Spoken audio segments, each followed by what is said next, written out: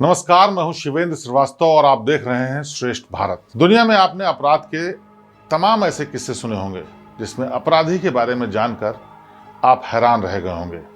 किसी का मर्डर करने का यूनिक तरीका, किसी का अपराध करने की डिफरेंट शैली, किसी के अपराध करने की इतनी जघन्यता कि जिसको देख करके आप हैरान रह जाएं, और कोई कत्ल करने के इतने अलग और नायाब तरीके इस्तेमाल करता या अपराध करने के ऐसे तरीके इस्तेमाल करता कि जिसको जानकर लोग हैरान रह जाते हैं। लेकिन यकीन जानिए, आज कहानी जो हम आपको सुनाने जा रहे हैं, उस कहानी में किरदार को जानकर के आप हैरान हो जाएंगे।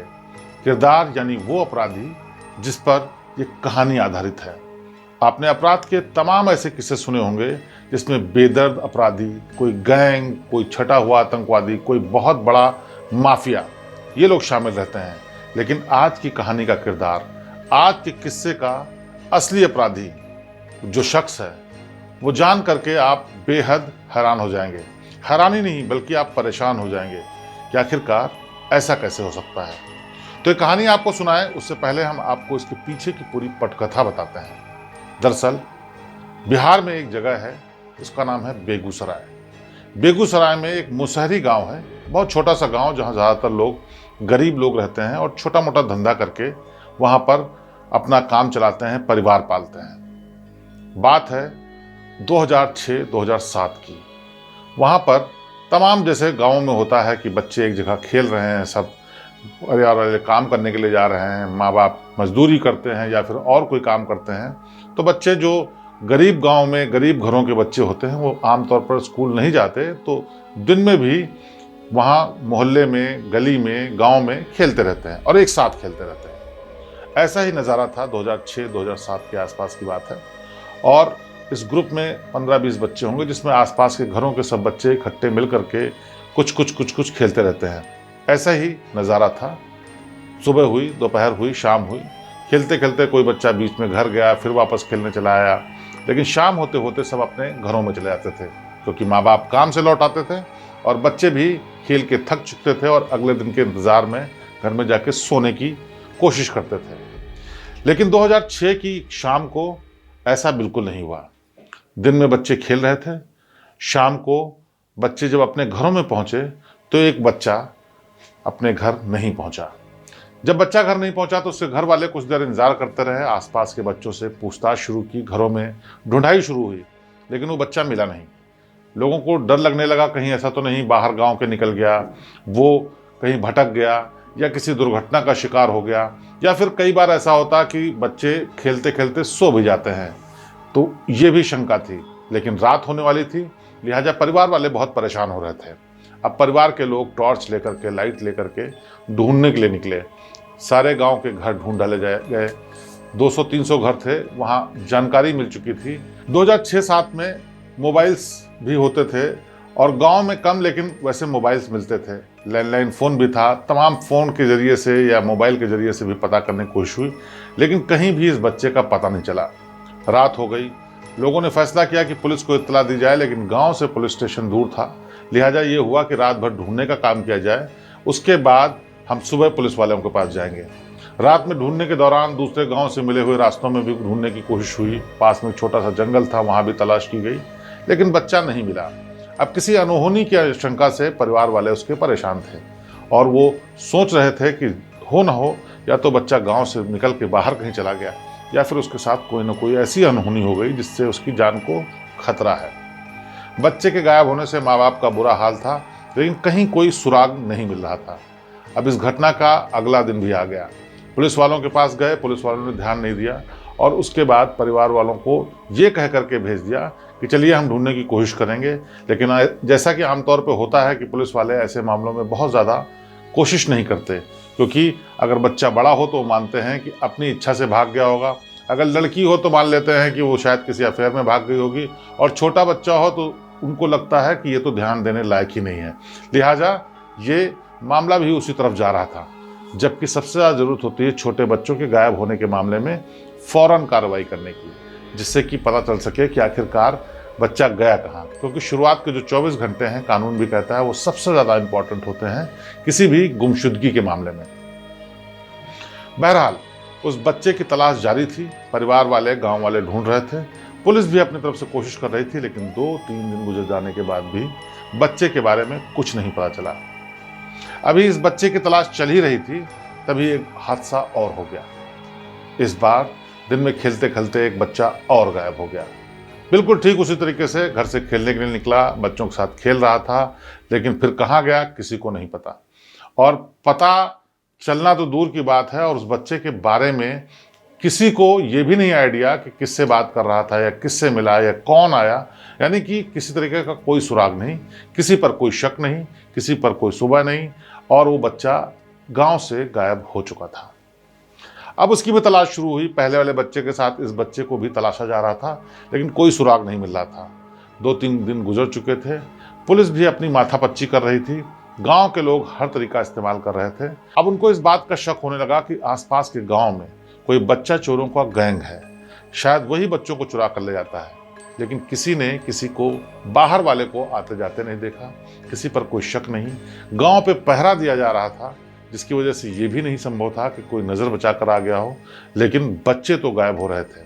2 बच्चे गायब हो चुके थे। परिवार वाले का हाल बुरा था, लेकिन कोई सुराग मिल ही नहीं रहा था। उसके बाद इन लोगों के मन में विचार ही आया, कहीं ऐसा तो नहीं पास के जंगल से कोई ऐसा खतरनाक जानवर आता है जो बच्चों को शिकार बना करके आनंद फानंद में गायब हो जाता है। क्योंकि छोटे बच्चे खेलते हैं, इसीलिए वो ज़्यादा बता भी नहीं पाते और उनकी नज़र में भी नहीं आता। इसीलिए कहीं ऐसा यह मामला तो नहीं कि कोई आदमखोर जानवर यहाँ इस इलाके में टहल रहा है और वो एक एक करके बच्चों को शिकार बना रहा है। अब गांव वालों ने तय ये किया कि अब गांव में पहरा दिया जाएगा। पहरा यानी कि रात में घरों के ऊपर लोग मशाल लेकर के पहरा देंगे, गलियों में पुरुष लोग टहलेंगे। तय ये किया गया कि जो महिलाएं काम करने के लिए जाती हैं, अब वो काम पर नहीं जाएंगी, बल्कि घर में बैठकर बच्चों को संभालेंगी। क्योंकि अगर वो घर में रहेंगी तो बच्चे उनकी नज़रों के सामने रहेंगे और इस तरह के खतरे से निजात मिलेगी। 1 हफ्ता गुजर गया। इस व्यवस्था को किए हुए लोग लगातार पहरा दे रहे थे। महिलाएं घर में बच्चों को देख रही थी, अपने सामने खेलने के लिए ग्रुप में भेजती थी, और सब कोई अपने बच्चों को वापस खुद लेने जाता था। लेकिन इन सब के बावजूद एक दिन फिर से, करीब 15 दिन गुजर जाने के बाद, फिर से ऐसी ही घटना हो गई। एक बच्चा फिर गायब हो गया।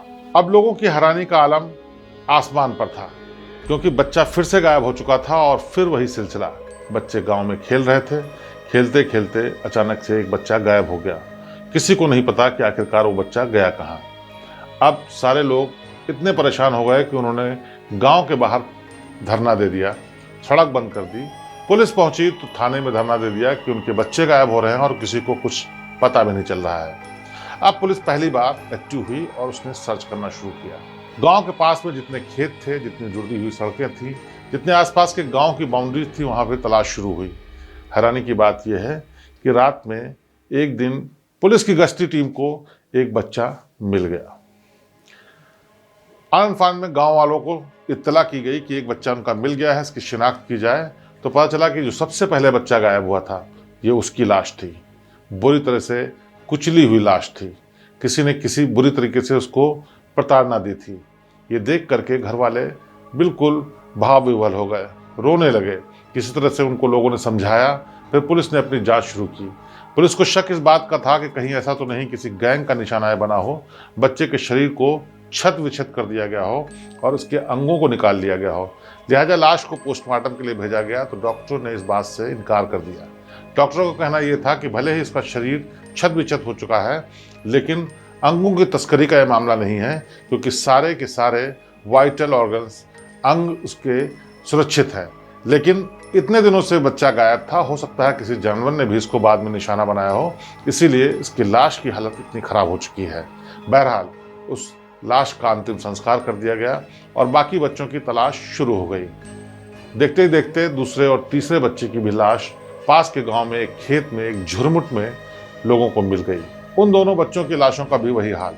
लाश को छत विछत किया गया था और उसके अलावा उससे पहले जब जांच हुई मेडिकल की तो पता चला कि उससे पहले ही उसकी मौत हो चुकी थी। और मौत होने के बाद लाश का ये हाल हुआ था, ये हश्र हुआ था। इस बार भी लोगों ने माना कि शायद जानवर ने बाद में किसी तरीके से अटैक किया हो, लेकिन लोग ये भी सोच रहे थे कि आखिरकार कत्ल कौन कर रहा है, क्योंकि न तो किसी से दुश्मनी है, न तो कोई गांव से बाहर से कोई आता है। यहाँ के गांव के लोग आपस में ही मतलब रखते हैं, बाहर कोई मतलब नहीं रखता है। लेकिन लोगों के सवालों के बीच जवाब कुछ भी नहीं था। पुलिस ने जिन लोगों के बच्चे मारे गए थे उनके परिवार वालों से बात किया, उनसे जानने की कोशिश की कि कहीं किसी से दुश्मनी तो नहीं है, लेकिन सब ने इस बात का इनकार किया, इस बात से इनकार किया कि उनकी किसी से दुश्मनी नहीं है। अब मामला पेचीदा होता जा रहा था। गांव से बच्चे गायब हो रहे थे और किसी को न तो वजह पता चल रही थी, न तो कोई ऐसा सुराग मिल रहा था जिससे कि साफ हो सके कि आखिरकार इन बच्चों को निशाना बना कौन रहा है। इसी ऊहापोह में करीब महीने 2 महीने बीत चुके थे और गांव से अब तक 5 बच्चे गायब हो चुके थे। 5 बच्चे जिनकी उम्र 5-6 साल से लेकर के 7-8 साल तक ही थी। यानी इस उम्र के बच्चे जिनको कोई क्यों निशाना बनाएगा, कोई क्यों इतनी बेदर्दी से मारेगा, ये कोई समझ नहीं पा रहा था। लेकिन बच्चे गायब हो रहे थे, ये सच था। गांव में खेलते खेलते घरों के बाहर से गायब हो रहे थे, ये भी सच था। लेकिन पुलिस को कुछ पता नहीं चल रहा था, ये सबसे कड़वा सच था। और इसी बात की हैरानी परिवार वालों और गांव वालों को थी। तभी कुछ ऐसा हुआ जिसने इस पूरे मामले में एक नया मोड़ ला दिया। अभी गांव से तमाम बच्चे गायब हो रहे थे और उनकी संख्या धीरे धीरे बढ़ती जा रही थी। एक परिवार था, उनके यहाँ 2 बेटियां थीं और 1 लड़का था। लड़के की उम्र 8 साल की थी और बेटियों की उम्र 5 और 6 साल थी। अचानक देखते देखते वो दोनों बेटियां भी गायब हो गईं। उनको भी गायब कर दिया गया था। उनके साथ भी वही कुछ हुआ जैसा बाकी बच्चों के साथ हुआ था। बेदर्दी से पहले किसी ने कत्ल किया, शरीर को छत विछत कर दिया और दोनों बच्चियां खेलते खेलते गायब हुई थीं। अब समझ लो गांव में इस परिवार पर दुखों का पहाड़ टूट पड़ा। दर्द और डर इतना ज़्यादा फैल गया कि लोगों को सहन करना मुश्किल हो गया। लगातार बच्चे गायब होते जा रहे थे और कोई सुराग नहीं मिल रहा था कि आखिरकार इनको कौन शिकार कर रहा है, कौन निशाना बना रहा है और आखिरकार उसका मकसद क्या है। इस बच्चे का नाम था अमरजीत सदा। सदा की उम्र 8 साल की थी और 1998 में पैदा हुआ था। 2006-7 का वक्त चल रहा था और इसी गांव यानी मुशहरी गांव से लगातार बच्चे गायब हो रहे थे। ये बच्चा एक दिन दोपहर में अपनी माँ के साथ सो रहा था और सोते सोते वो नींद में कुछ बुदबुदाने लगा। पहले तो माँ ने समझा कि आमतौर पर छोटे बच्चे नींद में कई बार खेलने कूदने की बातों को याद रख करके उसी को बड़बड़ाते रहते हैं या बेख्याली में भी बहुत सारी बातें बोलते हैं। छोटे बच्चे हंसते हैं, रोते हैं और तमाम की हरकतें भी सोते में करने लगते हैं। लिहाजा माँ ने पहले उसको नज़रअंदाज किया, लेकिन थोड़ी देर बाद उन्होंने महसूस किया कि ये जो बच्चा बोल रहा है ये नींद में नहीं है, ये साफ साफ बोल रहा है। ये सोच करके महिला ने अपने बच्चे पर ध्यान देना शुरू किया कि आखिर देखें बोल क्या रहा है। लेकिन अमरजीत जो बुदबुदा रहा था वो बेहद डरावना और हैरान करने वाला था। अमरजीत बता रहा था कि उसने सारे बच्चों को खुद अपने हाथों से मारा है। ये सुन करके माँ ने पहले सोचा कि शायद बच्चे के मन पर असर हो चुका है इन घटनाओं को देख करके, लिहाजा वो कुछ भी बोले जा रहा है या फिर वो अंदर से इतना डर गया है कि कुछ भी बोलने की कोशिश कर रहा है। उसके दिमाग पर इस बातों का असर हो गया है। सदानंद दरअसल बेहद इंट्रोवर्ट लड़का था। इंट्रोवर्ट यानी किसी से ज़्यादा मिलना जुलना नहीं, किसी से ज़्यादा बातचीत नहीं करना, ना तो किसी से दोस्त। लोगों के साथ भी अगर खेलने जाता था तो वो उनसे घुलता मिलता नहीं था। घर में भी अकेले ही बैठना उसको पसंद था। जिस उम्र में लोग गुड्डे गुड़िया, खिलौने, मिट्टी और तमाम दूसरी चीज़ों से खेलते हैं, उस उम्र में भी वो शांति से अकेले बैठा रहता था। माँ बाप इस बात को लेकर के परेशान रहते थे, लेकिन उनको इस बात की उम्मीद थी कि जब वो बड़ा होगा तो शायद उसका बिहेवियर नॉर्मल हो जाएगा।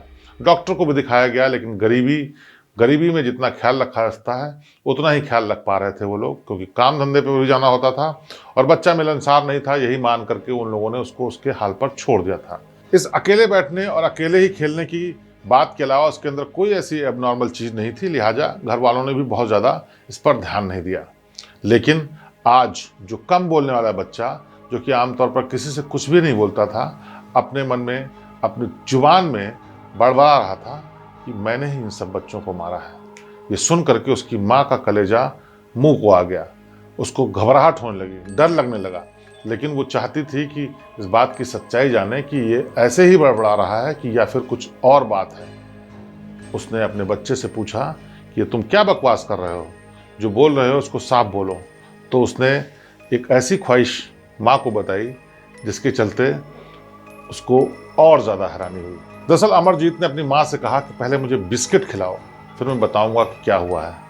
अब माँ की हैरानी की बारी थी, लेकिन ये अजीबोगरीब फरमाइश सुन करके उसने सोचा कि शायद बच्चा भूखा है और वो चाहता है कि कुछ बताए और कुछ बात हो, उसकी सच्चाई भी जानना जरूरी थी। लिहाजा उसने बिस्किट निकाल कर दे दिया। अमरजीत बिस्किट खाता जा रहा था और जो कहानी बता रहा था वो बेहद हैरान करने वाली थी। इस पूरी कहानी को सुनकर के माँ को बहुत डर लगा। उसने अपने आप को किस तरह समेटा, भाग करके अपने पति के पास गई, उसको भी वही बात बताई। लेकिन इस बात को पति ने माना नहीं। उसका कहना यह था कि ये बकवास कर रहा है, बेकार की बात कर रहा है, इसमें सच्चाई नहीं है। लेकिन जिस सिलसिलेवार तरीके से, जितनी डिटेल के साथ अमरजीत पूरी कहानी बता रहा था, पिता को इस बात पर यकीन तो नहीं हो रहा था कि वो इस तरह की हरकत कर सकता है। लेकिन चूंकि मामला इतना गंभीर था, कई बच्चे गायब हो चुके थे, लिहाजा उसने खुद फैसला नहीं बल्कि पुलिस को इसमें इन्वॉल्व करने की सोची। उसने आनन फानन में गांव के बड़े बुजुर्गों को लिया, अपने बच्चे को यानी अमरजीत को लिया और पुलिस स्टेशन चला गया, ताकि ये साफ हो सके कि आखिरकार जो ये लड़का कह रहा है उसमें सच्चाई है या फिर डर उसकी वजह से ये सब बकवास कर रहा है। क्योंकि उसको इस बात की भी चिंता थी कि कहीं ऐसा तो नहीं इन घटनाओं ने अमरजीत के दिमाग पर असर कर दिया है।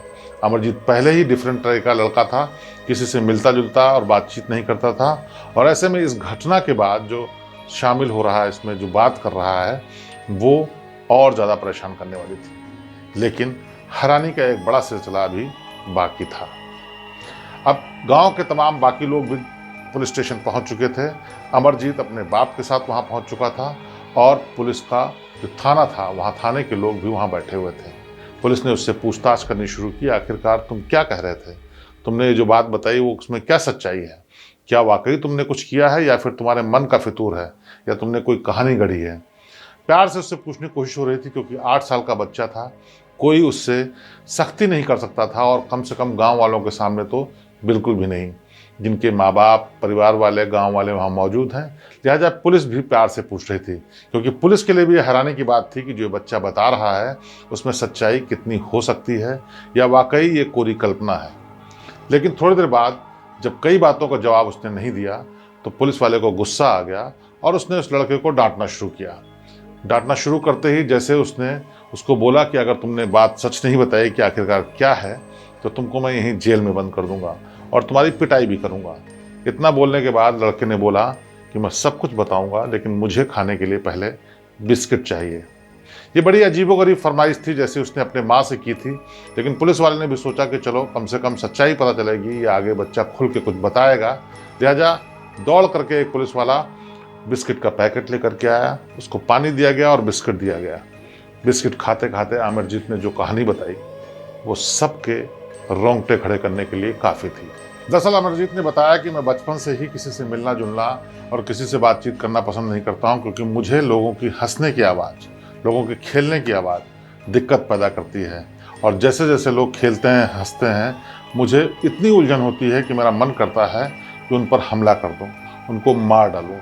और ये भावना मेरे अंदर रहती है और घर में भी कई बार मैंने इस तरह की हरकत की है, जिसकी वजह से मेरे माँ बाप मुझे बचपन में मार चुके हैं, पीट चुके हैं। लिहाजा मैंने इस मन की बात को तो छिपा लिया, लेकिन ये जो मेरी दिक्कत है और जो मेरी परेशानी है, कभी गई नहीं। इस परेशानी का इलाज मुझे ये मिला कि जो कोई भी हंस खेल रहा हो, जो भी खुश दिख रहा हो, उसका कत्ल कर दो। और उसने ये बताते हुए चेहरे की भाव भंगिमाएं, चेहरे का एक्सप्रेशन ऐसा कर लिया कि एक बार की पुलिस वाले भी घबरा गए कि आखिरकार ये लड़का क्या है। लेकिन खैर, वो कहानी बता रहा था। उसने बताया कि सबसे पहले कैसे उसने गांव के एक लड़के को कत्ल किया। वो दिन याद करने लगा जिस दिन उन बच्चों के साथ वहाँ पर खेल रहा था। सारे लोग हंस मिल करके खेल रहे थे और ऐसे में उसको गुस्सा आना शुरू हुआ। उसने बहाने से उस लड़के को किनारे बुलाया और बोला, चलो वहाँ मैं तुमको एक चीज़ दिखाता हूँ। जब उन बच्चों की आंखों से ओझल हो गया और घास फूस के पुआल के पीछे वो ओट में था, उसी समय उसने उसको गिरा दिया ज़मीन पर और उसके बाद उसका गला दबाना शुरू किया। जब गला दबाया तो बच्चा चिल्ला रहा था। तो अमरजीत ने जो बताया वो बेहद डरावना था। अमरजीत ने बताया कि जब उस लड़के को उसने ज़मीन पर गिराया और वो डर के रो रहा था, मैं उसका गला दबा रहा था, तो जो आवाज़ निकल रही थी, जो चीख निकल रही थी, उससे उसको बहुत खुशी मिल रही थी। और इस खुशी को हासिल करने के लिए उसने गले को और कस के दबाना शुरू कर दिया। और जब गला दबाने के बाद वो लड़का बेहोश हो गया तो उसको पहली बार डर लगा कि कहीं कोई देख लेगा, जान लेगा तो मुश्किल हो जाएगी। लिहाजा उसने पास पड़े हुए पत्थर से तब तक उसके सर पर वार किया जब तक कि चेहरा नहीं बिगड़ गया, और इसी चेहरे को बिगाड़ने के लिए उसने तमाम लोगों को ऐसे ही मारा। इसके बाद उसने गांव के एक और लड़के को मारा, उसके बाद उसने और लड़के को मारा, यानी 3 लड़कों को मार दिया। लेकिन उसके बाद भी उसने जो घटना बताई, उसने सबके रोंगटे फिर से खड़े कर दिए। लेकिन उन 3 लड़कों को मारने के बाद किस तरह से उसने अपनी बहनों को मारा और आखिरकार क्यों अपनी दोनों बहनों को मारा, ये जानने के बाद लोग घबरा गए। दरअसल उसने बताया कि जब ये बच्चों के गायब होने का सिलसिला चल रहा था तो तमाम लोग डरे हुए थे, बच्चों को बाहर खेलने के लिए निकलने नहीं दे रहे थे। लेकिन अपने घरों में लोग बच्चे अपने अपने भाई बहनों के साथ रहते थे। उसी दौरान हम लोग छत पर खेलते थे, मेरे दोनों बहनें भी साथ में खेलती थीं। तो मैंने फैसला किया कि बाहर जाने की तो मुझे इजाज़त नहीं मिलेगी, लिहाजा मैं अपनी बहनों को ही निशाना बना सकता हूँ। तो मैंने सबसे पहले अपनी छोटी बहन जिसकी उम्र 5 साल थी उसको निशाना बनाया। उसी तरीके से घर के पीछे ले गया, वहाँ पर उसको मारा और उसका एक गड्ढे में मिट्टी के नीचे उसको दबा दिया। दूसरी बहन को भी ऐसे निशाना बनाया, लेकिन उसकी लाश को मैंने पास के खेत में डाल दिया और वहाँ पर उसी तरीके से उसके चेहरे को बिगाड़ा, उसी तरीके से उसकी जो गले को नस को दबाया। और जब वो रो रही थी तो मुझे कुछ ज़्यादा ही खुशी मिल रही थी, जबकि वो मेरी सगी बहन थी। तो ये बातें जान करके पुलिस वाले तो हैरान थे ही, परिवार वाले भी बेहद डर गए और बेहद हैरान रह गए कि आखिरकार कोई ऐसा कैसे कर सकता है। लेकिन यही सच था। और ये जो कहानी सुनने के बाद पुलिस ने अपनी जांच शुरू की, तो जैसा अमरजीत ने बताया था वैसा ही उनको मिला। गांव के बाहर और लाशें मिली, वही तरीका, उसी तरीके का कत्ल, उसी तरीके से बिगड़ा हुआ चेहरा, और जैसे अमरजीत ने सब कुछ बताया था उसी तरीके से एक एक बात सच निकली। अब ये घटना जानने के बाद आसपास के इलाके में अफरा तफरी मच गई। लोग गांव में आने लगे कि आखिरकार कौन ऐसा बच्चा है जिसकी उम्र महज 8 साल है और वो लगातार कत्ल कर रहा है। चर्चा बाहर देश विदेश के मीडिया में भी आई। उसके बाद इस घटना के बारे में जानने के लिए, इस बच्चे की साइकोलॉजी समझने के लिए डॉक्टरों का एक दल भी आया। मनोचिकित्सकों ने इसको जांच करने के बाद बताया कि एक तरीके की बीमारी है। ये बीमारी इस बात की है कि दूसरे की खुशी देख करके लोग इतना ज़्यादा दुखी हो जाते हैं कि वो नुकसान करने के लिए सोचने लगते हैं। इसके हज़ारों किस्से होंगे जिसमें लोग इसलिए दूसरे का कत्ल कर दिया या नुकसान कर दिया क्योंकि उनकी खुशी उनसे नहीं देखी जा रही थी। लेकिन इतनी कम उम्र में किसी ने किसी के साथ इस तरह की वारदात की हो, इस तरह से कत्ल किया हो और जान अपने ही बहनों भाइयों की ले ली हो, ये ऐसा सुनने को नहीं मिलता है। लेकिन बेगूसराय का एक किस्सा आज भी एक रहस्य है कि आखिरकार मनुष्य का दिमाग किस तरह से और कैसे इतना ज़्यादा खतरनाक हो सकता है कि अपना पराया कुछ नहीं देखता, वो भी इतनी कम उम्र में। और ये केस एक ऐसा केस है जिसको दुनिया के सबसे छोटे सीरियल किलर के रूप में जाना जाता है। अमरजीत का नाम दुनिया के सबसे छोटे सीरियल किलर के नाम से आज भी दर्ज है। अमरजीत को इस घटना के बाद गिरफ्तार कर लिया गया, लेकिन चूंकि माइनर था, नाबालिग था, इसलिए 3 साल से ज़्यादा सज़ा नहीं हो सकती थी। 2007-8 के बीच जब उसको गिरफ्तार किया गया उस वक्त भी वो माइनर था, 8-9 साल की ही उम्र थी। लिहाजा उसको 3 साल के लिए बाल सुधार गृह में भेज दिया गया। उसके बाद वो सज़ा पूरी करने के बाद अब कहाँ है ये कोई नहीं जानता। हो सकता है किसी के आसपास, किसी और गांव में, किसी और शहर में, किसी और कस्बे में, बच्चों के आसपास, बड़ों के आसपास अमरजीत आज भी टहल रहा हो।